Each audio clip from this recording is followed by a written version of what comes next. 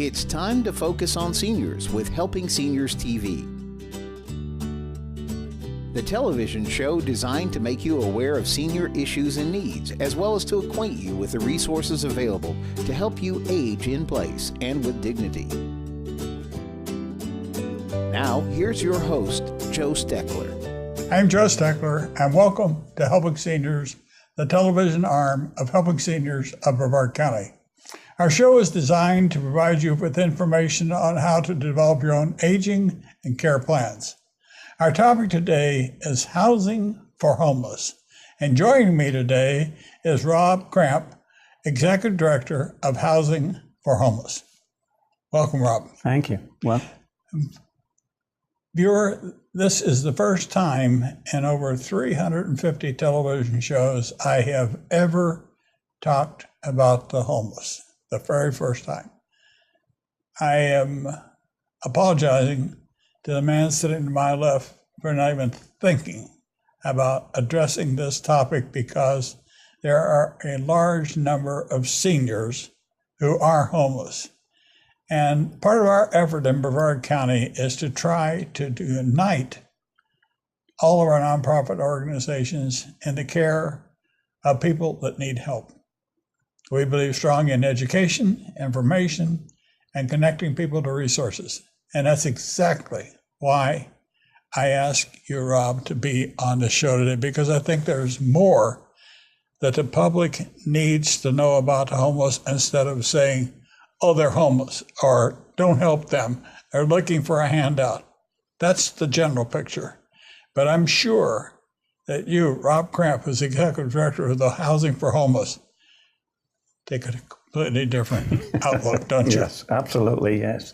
Tell me about Housing for Homeless. Housing for Homeless has been around for 25 years. People don't realize that, but we really are an established nonprofit.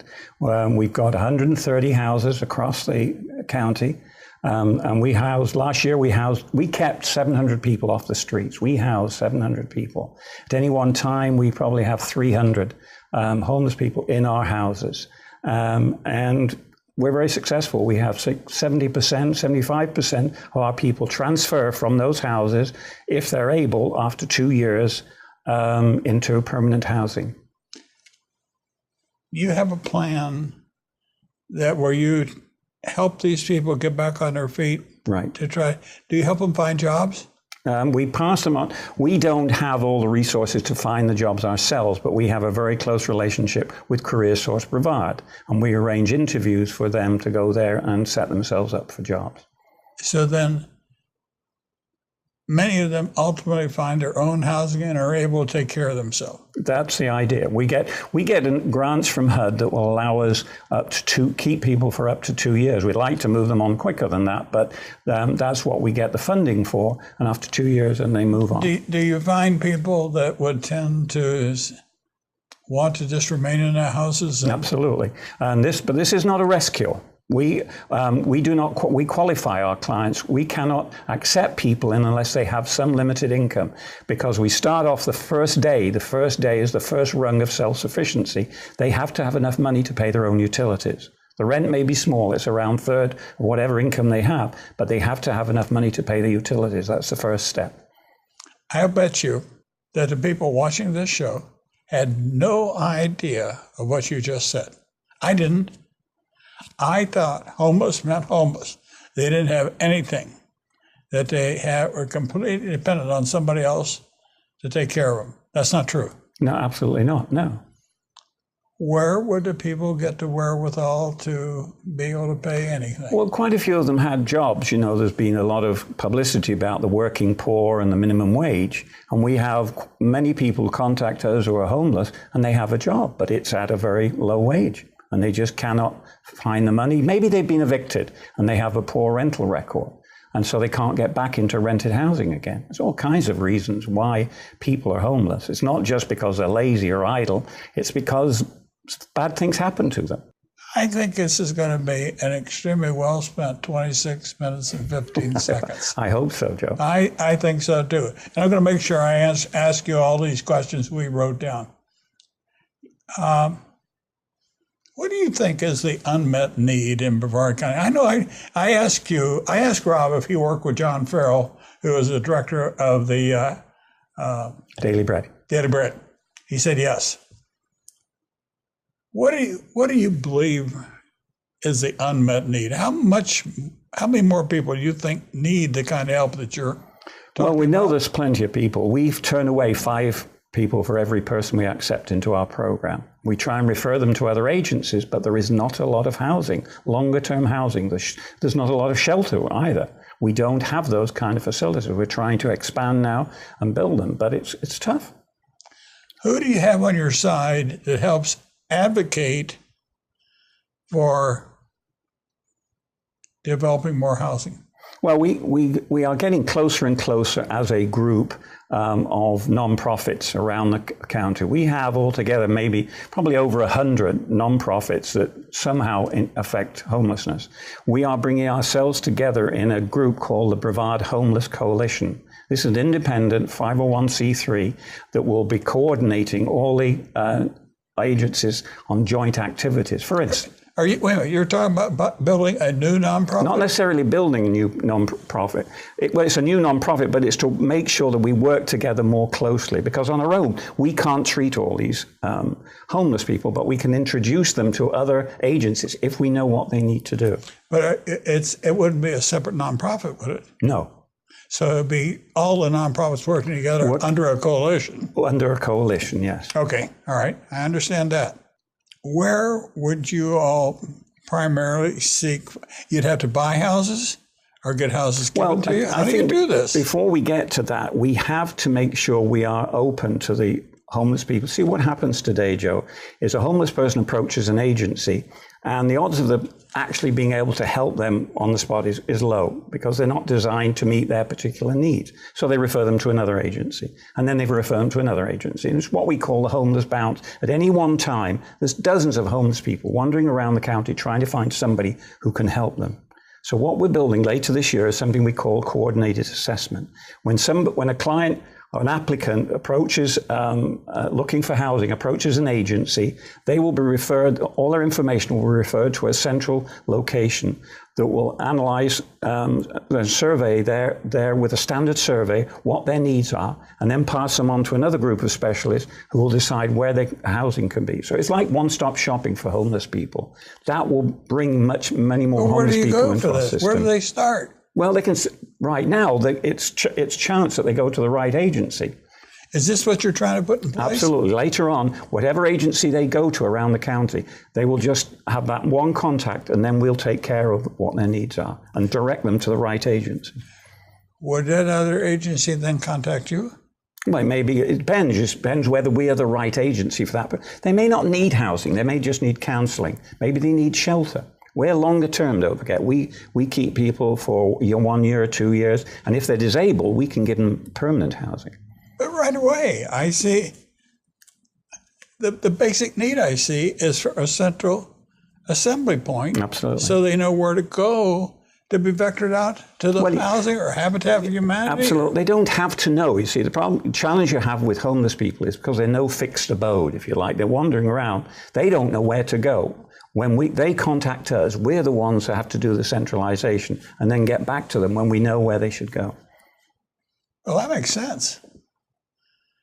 How many people do you believe that there are out there right now that we're not meeting their needs? It's a ballpark guess. It's hard to say. Probably, I would think towards 3,000.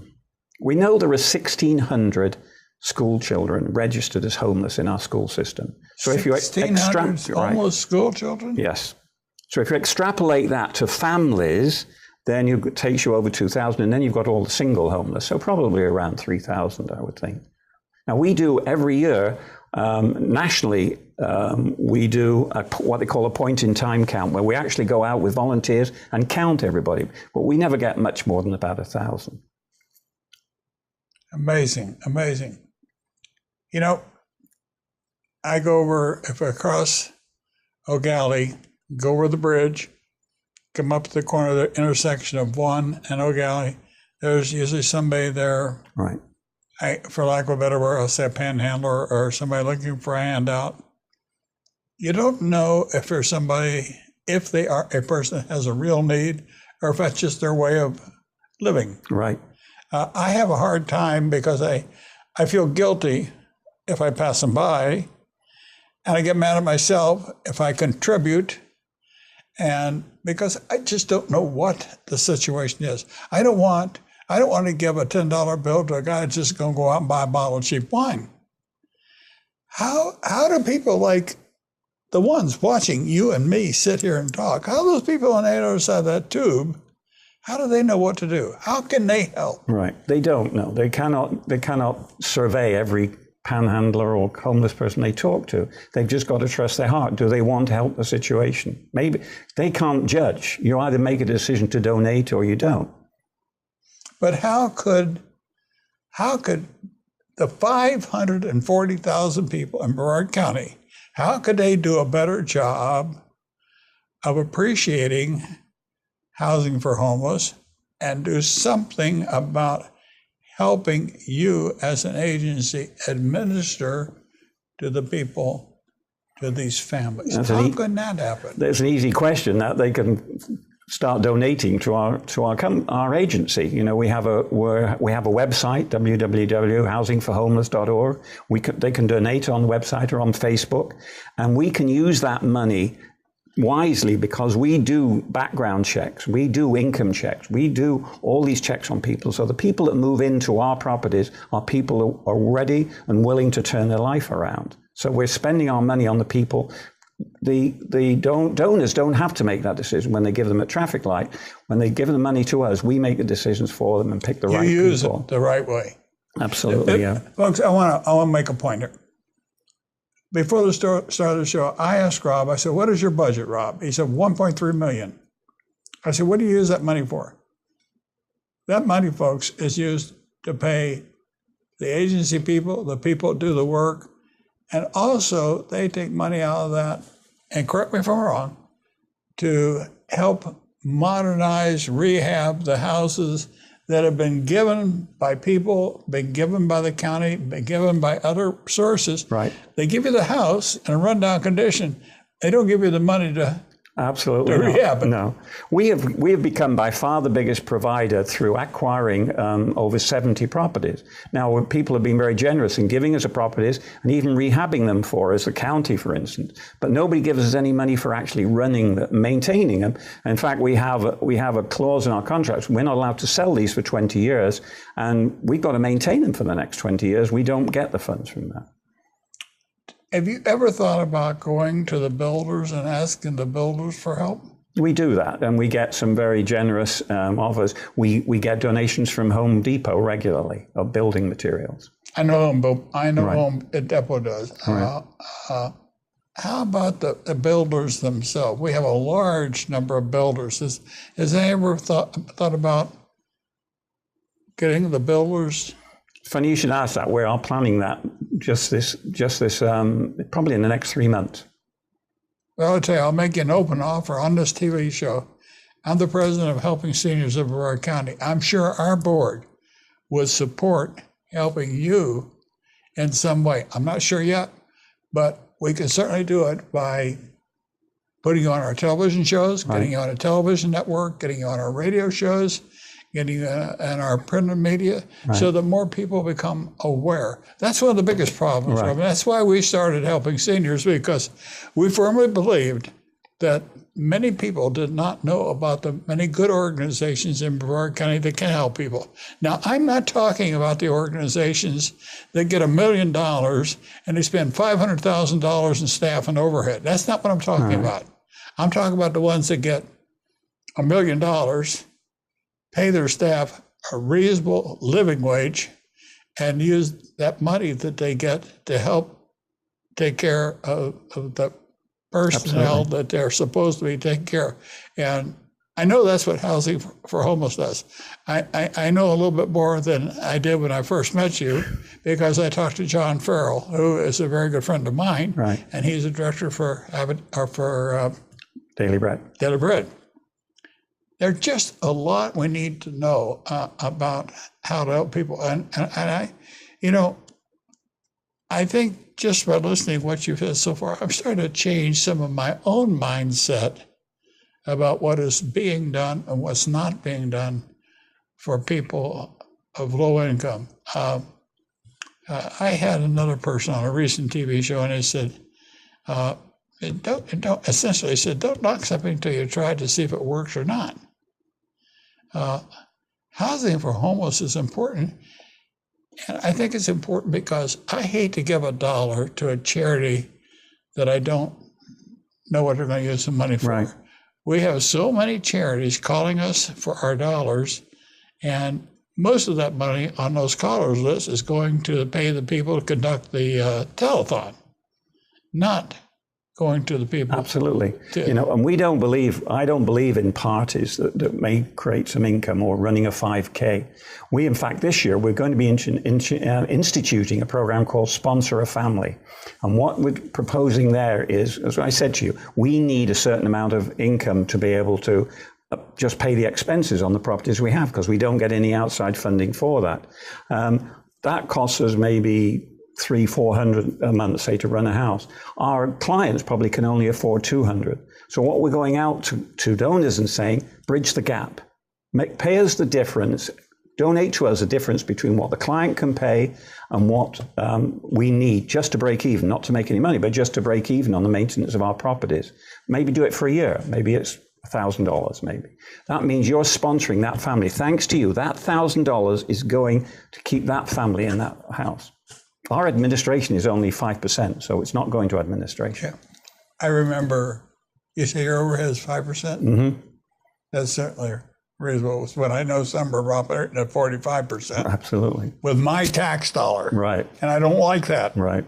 And that's one of the reasons I started helping seniors, because I want to see more people get a fair shake. Right.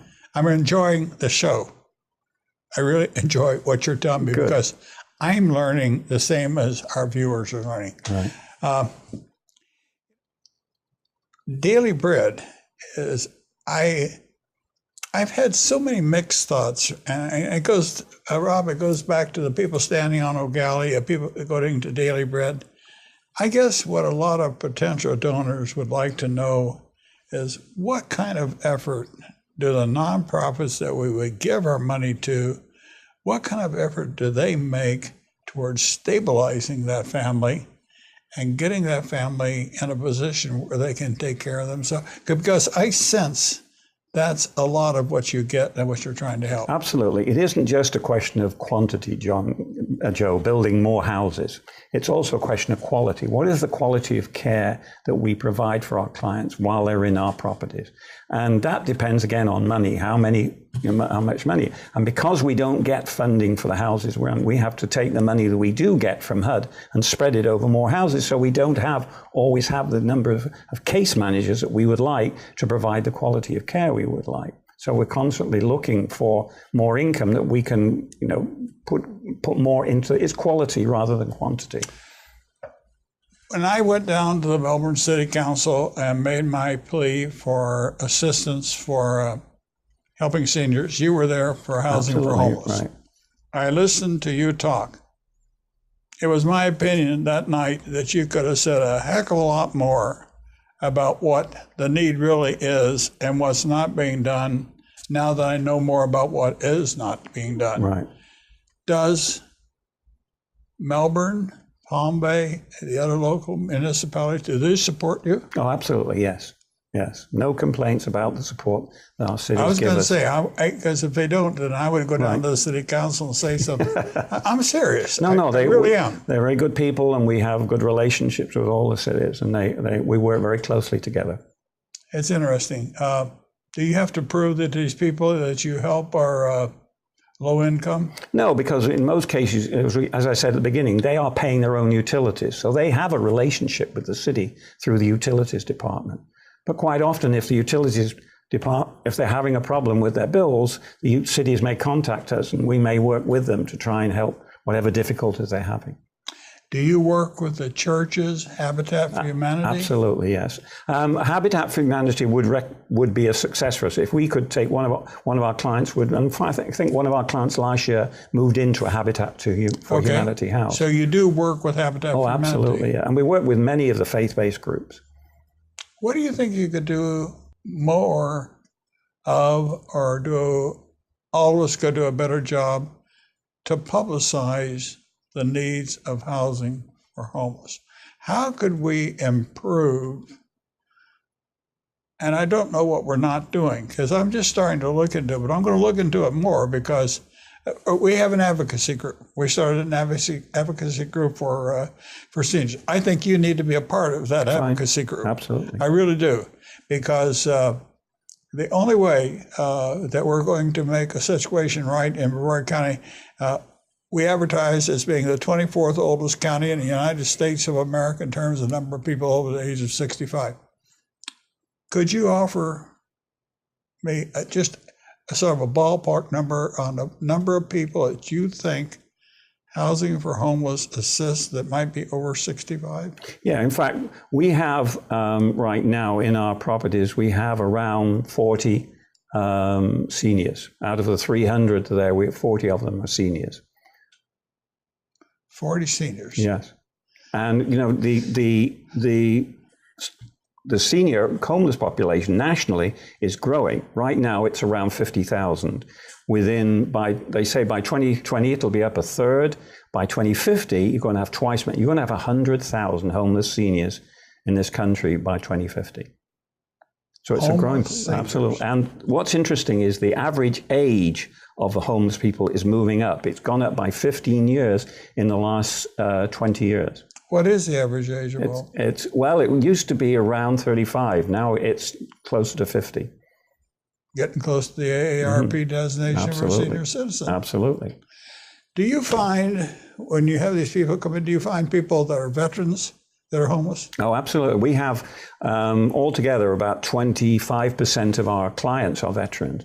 And up in Titusville, we have a campus dedicated to veterans. We have what we call Victory Village. We have 10 properties there where disabled veterans can live there permanently, which they do. Do all of those veterans get aid and attendance? Absolutely, yes. Well, we work closely with the VA there, and the VA set up rules of support that we have to provide, so they get very good support. But would it be a fair statement to say that by virtue of the fact that they sort of come under your surveillance, that it makes it easier for them to get the aid and attendance because the VA office knows that you're working with these people? Oh, yeah. It's sort of a hand-in-glove situation. It's a partnership. What happens is the VA pay us so much per person per day. And in return for that, we give them services that the VA asks for. The VA pays housing for homeless? Yes. They pay us so much per person per day. In addition, then they also would then get their aid and attendance. Absolutely. And some of the counseling comes from the VA Medical Center, and we give them some of the counseling as well. Actually, what you're doing is sort of harnessing assets to make them go further. Absolutely. Very good program. We call it GPD, or Gross Per Diem program. Really works very well. In Brevard County, Florida, what could organizations do better to help you serve more people, and along with that serving more people, to have a type of a funding program that will enable you to do a better job of upkeep on your facilities? I think it really comes back again to money, Joe. You know, we need more donations, not just for properties. The VA and HUD now are looking future programs where they will ask us to cycle homeless people through the programs faster. That means that we'll be able to manage more people. But if you're moving people faster through your program, you need more care and attention. So we need funding to give better case management while they're going through this faster process. Where we care for people up to 2 years, we can see that down the road being 1 year or maybe even 6 months. That means we'll be able to handle a lot more people, but we're going to need to give them more care and attention, more intensive counseling. I still keep going back and thinking about your statement saying that they pay for their own electrical. And sometimes I'm trying to make that bridge between understanding that on this air and understanding what it really costs a family to live on my other side. You got a big divide there. Absolutely. To get across. Are there any kind of programs available for organizations like yours to draw from that maybe we just don't know about? We're always looking for additional funding. You know, our HUD funding from HUD and VA, HUD funding has not increased for 4 or 5 years now. But HUD funding would be the person to talk to try to increase that would be Congressman Posey. Yes, but I think the decisions, most of them are made in Washington. But he could. Even Bill could shift that. Maybe he can help. Yeah. Have you ever talked to him? Yes, I talked to him a couple of years ago. Well, I'm making it a point because of helping seniors to talk to the congressman because he's a very open congressman. He's very willing to listen to any good thought about helping somebody. And I just think I'll make sure that when our advocacy group is meeting, and I'll make sure Kay calls you because we want to get somebody from Housing for Homeless involved in this, because if we make a good presentation to the county commissioners, we can do something. We got about 10 seconds. What else would you say? Phone number? Sorry, yes. Call me. Call us at any time, 321-639-0155. And please send money. Thank you, Rob. I appreciate having you on the show today. And thank you, viewer, for watching. I hope you've become a little better informed about the needs of the homeless and what we could do more of to help them in the county.